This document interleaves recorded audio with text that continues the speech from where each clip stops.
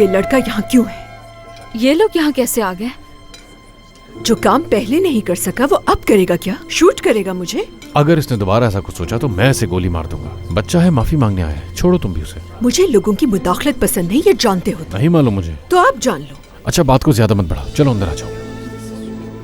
तुम लोग बैठो जाके। चलो तुम भी अंदर आ जाओ, चलो ना, बैठिए।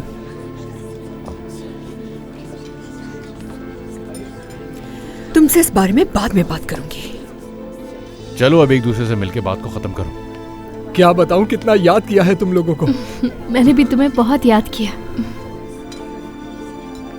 अनम, तुम कैसी हो? मैं ठीक हूँ बिल्कुल।